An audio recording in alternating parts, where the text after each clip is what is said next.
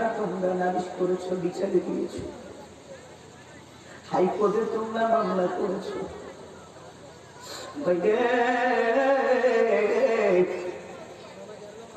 আমি কেন এই মসজিদে নববীতে নামাজ পড়ার জন্য, জামাত ধরার জন্য সর্বশেষে আসি?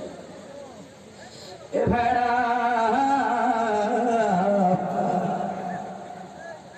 আমরা স্বামী স্ত্রী দুইজনে একই করে বসবাস করি, আমার সন্তানরা বসবাস করি। আমরা স্বামী স্ত্রীর মাধ্যমে মাত্র জামা হচ্ছে একটা, কয়টা?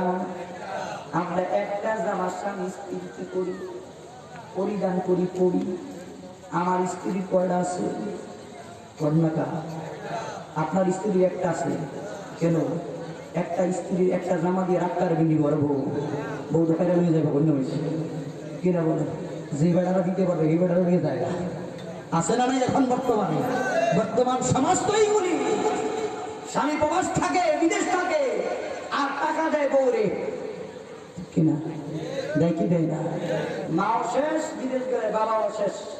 মা হয় পর, বাবা হয় পর, আর সবচেয়ে আপন হয় বিবির মা, বিবির বাবা। আছে না নাই?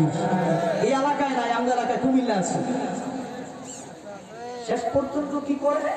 স্বামী স্ত্রী টাকা পয়সা স্বামী পাঠায় বিদেশের থেকে, আর খালতো ভাই তালতো ভাইয়ের লগে ফ্যান কইরা টিয়া পয়সা লইয়া ভাগে কি ভাগে না? আছে না নাই? মহব্বত করতে হবে কাকে?